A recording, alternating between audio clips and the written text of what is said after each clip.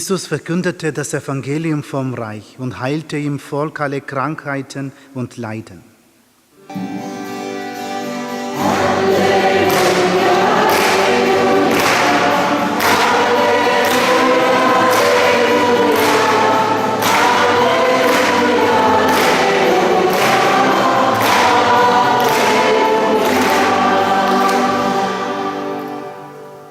Der Herr sei mit euch. Aus dem heiligen Evangelium nach Matthäus.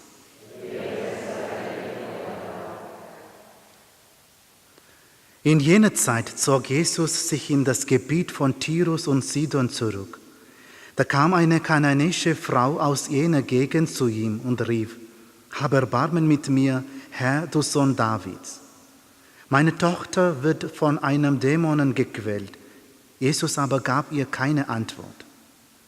Da traten seine Jünger zu ihm und baten: Befreie sie von ihrer Sorge, denn sie schreit hinter uns her. Er antwortete: Ich bin nur zu den verlorenen Schafen des Hauses Israel gesandt. Doch die Frau kam, fiel vor ihm nieder und sagte: Herr, hilf mir. Er erwiderte: Es ist nicht recht, das Brot den Kindern wegzunehmen und den Hunden vorzuwerfen. Da entgegnete sie: Ja, du hast recht, Herr. Aber selbst die Hunde bekommen von den Brotresten, die vom Tisch ihrer Herren fallen. Darauf antwortete ihr Jesus: Frau, dein Glaube ist groß. Was du willst, soll geschehen. Und von dieser Stunde an war ihre Tochter geheilt. Evangelium unseres Herrn Jesus Christus.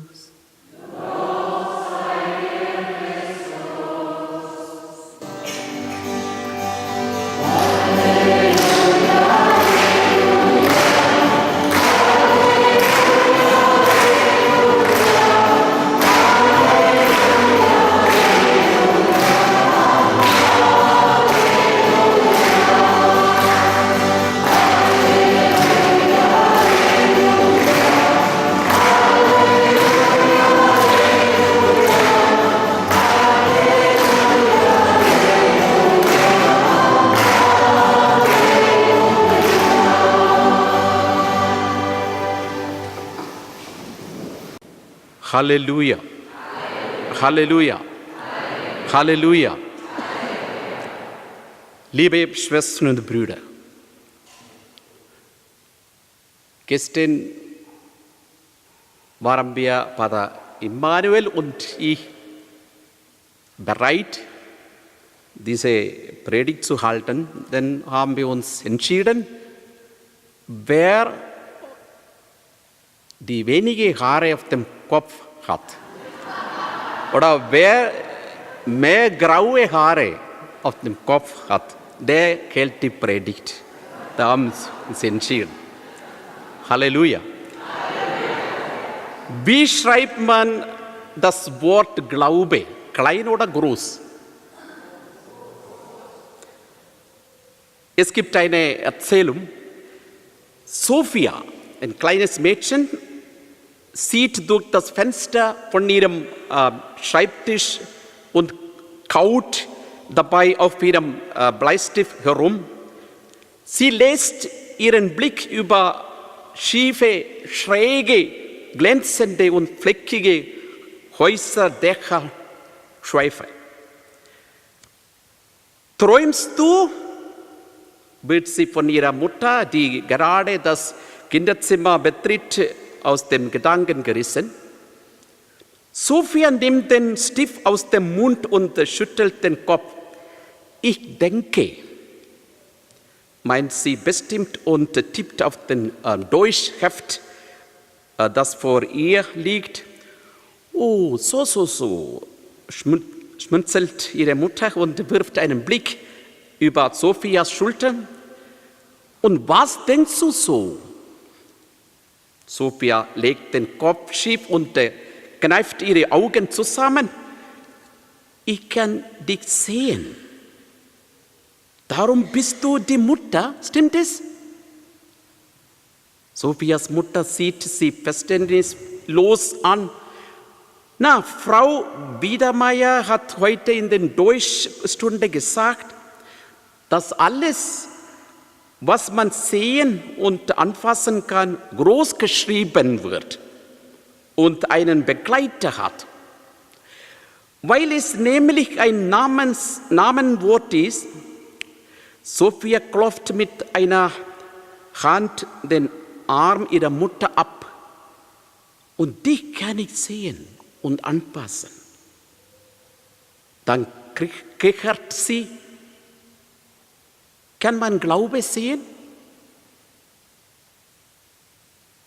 Anpassen kann man ihn jedenfalls nicht. Und darum weiß ich nicht, ob man Glaube nun groß oder klein schreibt. Darüber denke ich nach. So hat sie gesagt. Wie schreibt man Glaube groß oder klein? Schreiben wir groß. Jetzt am letzten Tag des Glaubensfestivals schreiben wir das Wort Glaube groß. Stimmt? Und müssen wir auch schreiben, groß schreiben. Von 11. bis 17. Juni dieses Jahres die ARD oder ERD Themenwoche. Woran glaubst du? Diese Glaubenswoche ist stattgefunden. Mit einem Programmangebot im Fernsehen, Radio und Internet wurde der Blick auf die vielen Spielarten des Glaubens geöffnet. Unterschiedliche Menschen wurden gefragt, was oder woran sie glauben. Es gab interessante, aber auch sehr kritische Diskussionen. Die deutsche Schauspielerin Maria-Louise Marianne sagte, ich glaube an Gott als eine übergeordnete Kraft, die dem Menschen Halt gibt.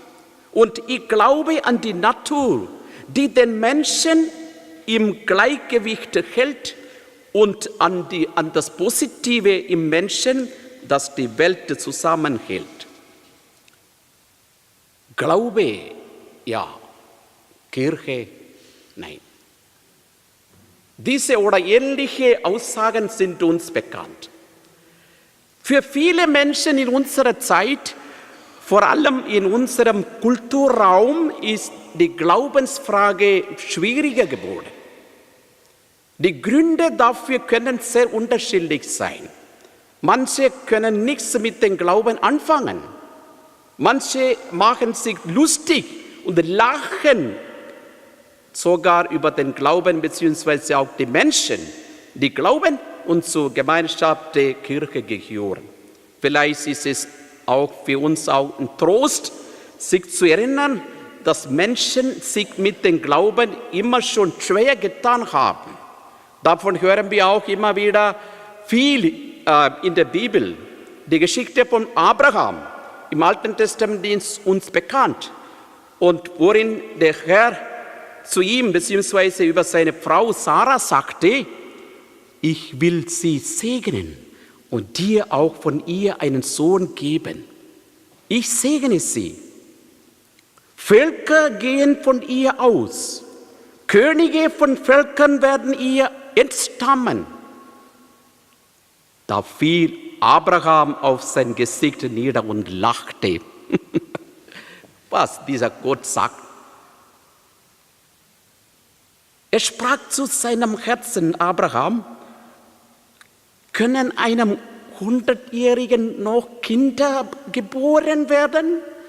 Oder kann Sarah, meine Frau, als 90-Jährige noch gebären? Genesis Kapitel 17. Das heutige Evangelium, liebe Schwestern und Brüder, spricht über den Glauben. Das passt eigentlich am letzten Tag des Glaubensfestivals sehr gut zu. Jesus sagt zur kananäischen Frau, Frau, dein Glaube ist groß. Was du willst, soll geschehen. Der Glaube dieser Frau überwindet viele Hindernisse. Der Glaube ist keine einfache Sache. Glauben, das bedeutet nicht philosophieren, sondern das, was wir glauben, sollen wir auch in unserem Leben verwirklichen. Das geht nicht ohne Opfer, ist also nicht leicht. Viele moderne Menschen von heute meinen, wenn sie mit Glaubensforderungen konfrontiert werden, das sei nicht zeitgemäß. Und wir leben heute in einer anderen Zeit. Es ist interessant, dass diese Ansprüche immer dann getan werden, wenn der Glaube ein Opfer verlangt. Es soll uns da aber klar sein, dass wir den Glauben verlieren, wenn wir für ihn nicht Opfer bringen. Davon spricht das heutige Evangelium. Diese Frau sorgt sich also nicht, dass Jesus sie nicht beachtet. Sie macht Jesus aufmerksam darauf, dass sie nicht Jüdin ist, dass er verglich sie mit den Hunden. Das alles hielt diese Frau aus. Und zum Schluss kommt die Belohnung, die Genesung ihrer Tochter. Liebe Schwestern und Brüder, wir neigen wahrscheinlich alle dazu, diese Geschichte von ihrem Happy End her zu verstehen. Es geht ja schließlich alles gut aus. Der Frau wird geholfen, ihre Tochter ist geheilt und Jesus findet auch unter den Heiden auch Glauben. Ein Sieg des Glaubens, der die Welt überwindet. Wir verdanken dieser Frau, kananäische Frau, viel, die mit Jesus schachert um die Heilung ihrer Tochter. Wir verdanken dieser Frau viel, denn ihr Glaube kann unseren Glauben aus dem Stahlgehäuse toter Notwendigkeit befreien und zum lebendigen Glauben an Gott werden lassen. Liebe Schwestern und Brüder, was wie ein Skandal aussieht, ist frohe Botschaft.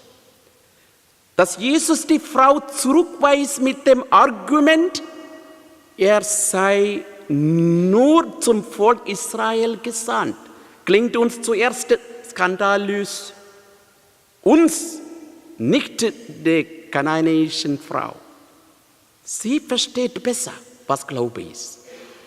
Sie sieht Jesus, ringt mit ihm in Sorge um ihr Kind, um ihre Tochter. Wir können viel von ihr lernen und ihr dankbar sein für das, was sie auch getan hat. Der Glaube ist keine einfache Sache, habe ich schon gesagt. Er muss anspruchsvollen Prüfungen standhalten. Jesus legt uns Schwierigkeiten und Hindernisse in den Weg, damit unser Glaube stark und widerstandsfähig wird. Und er freut sich darüber, wenn wir auch einige aushalten. Auf unsere Herkunft spielt Jesus nicht an. Aber wir müssen mit unserer eigenen Bekömmlichkeit kämpfen. Doch unser Glaube verlangt, dass wir Gott in unserem Leben an die erste Stelle setzen müssen. Lassen wir uns nicht von den Menschen einflüssen, die ganz ohne Gott leben, sondern lassen wir unseren Glauben auch nach außen wirken, auch wenn das nicht immer leicht ist. Liebe Schwestern und Brüder, mögen uns dazu die Beispiele vieler Menschen, die den Glauben lebten, ermuntern. Ich möchte hier ein Beispiel eines berühmten Erfinders anführen, der einen festen Glauben hatte. Sein Glaube war aber nicht ohne Hindernisse, die er mit Gottes Gnade aber überwinden konnte. Bei einem Besuch in Paris, in Frankreich, bestieg der den Eiffelturm und schrieb folgende ins Gedenkbuch: Herrn, Eifel. Dem Ingenieur und dem Baumeister gehört meine Bewunderung und Achtung. Aber noch eine größere Bewunderung und Achtung gehört Gott, dem Schöpfer des Weltalls. Die Tugend der Demut ist heutzutage nicht im hohen Kurs. Der moderne Mensch will davon nichts wissen. Entsprechend machen wir uns auch gern unser Gottesbild nach unserem eigenen Geschmack. Gott als willfähriger Partner, als großmütiger Opa, der für alles Verständnis hat und alles mit sich machen lässt, ja im Grunde Gott als unser Diener. So ist Gott aber auch nicht. Eines Tages kommt die Wahrheit schon ans Licht. Das Trugbild löst sich in nichts auf. Und was bleibt dann übrig? Wir haben dann die Wahl, Gott zu verlassen, vom Glauben abzufallen oder den Glauben festzuhalten. Der augenblicklichen Erfahrung zum Trotz, Gott weiterhin zu vertrauen, seinen Willen anzunehmen und wie die kananäische Frau Gott demütig und beharrlich zu bitten, hilf mir Gott, hilf mir Jesus. Als Martin Luther starb, fand man auf seinem Schreibtisch einen letzten Satz kurz vor seinem Tod geschrieben. Der lautete: Wir sind Bettler, das ist wahr. In diesem einen Satz liegt ein großes Geheimnis. Es ist das Geheimnis des Glaubens. Stellen Sie sich einmal einen richtigen Bettler vor. Ein Bettler lebt auf der Straße, er hat kein Zuhause, er hat kein Geld. Ja, ich glaube, hier bekommen die Bettler auch Sozialhilfe. Vielleicht in Indien oder in Asien vielleicht weniger Geld. Er hat nichts zu essen, nichts zu trinken, er hat nichts. Und weil er nichts hat, hat er nur eines tun: betteln. Und wissen Sie was? Wir alle sind solche Bettler, du und ich, sie und wir. Wir sind Bettler und zwar vor Gott. Und genau das, was hat diese kananäische Frau erkannt. Als erstes hat diese Frau also erkannt, ich bin bedürftig. Ich bin bedürftig. Mir geht es schlecht. Meine Tochter ist von einem bösen Geist besessen. Sie ist krank. Ich brauche Hilfe. Diese Not, dieses Elend spürt die Frau tief in ihrem Herzen. Können wir jetzt sagen, ich bin bedürftig, ich brauche Hilfe? Oder leben wir in einer Scheinwelt, in der wir denken, dass die Welt, so wie sie ist, schon irgendwie okay ist? Die Welt, so wie sie ist nicht okay.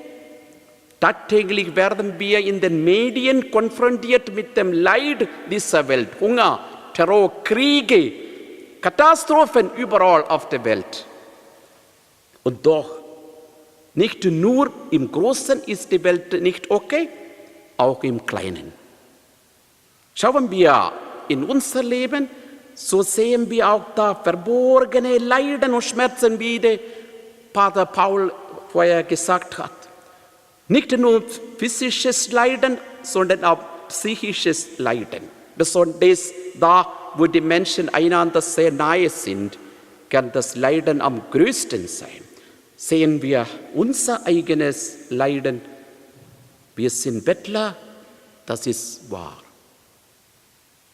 Wir sind auf die Hilfe von anderen angewiesen. Wenn wir in dieser Weise bitten, ist Gott viel geneigter, um zu helfen. Wie Jesus die Frau gelobt hat, dein Glaube ist groß. Und wie er sich von ihr hat umstimmen lassen, so wird Gott auch unser beharrliches Vertrauen in den Stunden der Prüfung anerkennen und auf unerwartete Weise belohnen. Frau, dein Glaube ist groß. Was du willst, soll geschehen. Und von dieser Stunde an war ihre Tochter geheilt. Diesen Satz hörten wir zum Schluss des Evangeliums. In der Tat ging es bei Jesus in all seinem Tun und Handeln immer um den Glauben. Immer fragte er, glaubst du das? Vor der Heilung, immer wieder fragte er. Bei und mit Gott ist nichts unmöglich. Frau, dein Glaube ist groß. Was du willst, soll geschehen. Was kann uns diese Frau heute sagen? Sie ist nicht verletzt, gekränkt oder wütend. Nein, sie akzeptiert ihn als den Herrn. Sie glaubt an ihn. Sie glaubt, dass er der Messias ist, der Sohn Davids. Und Jesu Verhalten können wir dann folgendermaßen verstehen. Er wollte sie nicht beleidigen. Nein, er wollte ihren Glauben prüfen. Er wollte schauen, ob sie es wirklich ernst meinte oder ob es nicht doch nur so dahingesagt war, weil sie von irgendwo gehört hat, dass der angeblich heilen kann. Die Frau bestand die Glaubensprobe. Dadurch hat Jesus ihren Glauben sogar vertieft, gefestigt. Liebe Schwestern und Brüder, ich komme zum Schluss. Immer, zu jeder Zeit müssen Menschen um ihren Glauben kämpfen, so auch heute. Lassen wir uns von unserem Glauben nicht abbringen. Bitten wir den Herrn, er möge unseren Glauben stärken, damit wir einmal das ewige Ziel im Himmel erreichen können. Das ist es, liebe Mitchristen. Das Glauben ist und bleibt eine große Herausforderung. Aber was Jesus sagt, wer aber bis zum Ende standhaft bleibt, der wird gerettet. Ja, es kommt darauf an, ob es mir gelingt, bis zum Ende standhaft zu bleiben, trotz Höhen und Tiefen, trotz Fragen und Zweifeln. Wenn mir das gelingt, kann ich immer neu den Schatz des Glaubens entdecken, das Geheimnis des Glaubens entdecken und darauf Kraft und Hoffnung schöpfen für mein Leben, tun und sein. Mit einer kleinen Begebenheit beende ich. Ein Mann, er stand am Straßenrand und sprach durch mein offenes Autofenster. Seine Frau hat ihn verlassen, er war arbeitslos, jeder Tag war eine Last und schlimmer noch, er war eine Last für die Welt. Seiner Meinung nach war er völlig nutzlos. Ich versuchte, ihm etwas Hoffnung zu machen und er blieb deprimiert. Ich sagte ein paar aufmunternde Worte, dann machte ich kehrt und fuhr weiter, freute mich auf eine fröhlichere Umgebung. Plötzlich schrie er, halt! Ich trat auf die Bremse, gerade noch rechtzeitig, um ein extrem schnelles Auto vorbeizulassen. Dann sagte ich zu dem Mann, wenn Sie nicht Halt gerufen hätten, wäre ich jetzt tot. Vor ein paar Sekunden haben Sie sich noch nutzlos gefühlt und jetzt haben Sie mir das Leben gerettet. Von diesem Augenblick an werde ich alle meine guten Taten ihrem Konto gut schreiben. Sein Gesicht hellte sich auf und die vielen Monate der Niedergeschlagenheit fiel von ihm ab. Liebe Schwestern und Brüder, es gibt Morgendämmerung, selbst nach der dunkelsten Nacht. Niemand weiß, was der nächste Moment bringt. Wer die Hoffnung aufgibt, leugnete eine vielfach bewiesene Tatsache, es geht alles vorüber. Schauen wir das Wort Glaube groß. Amen.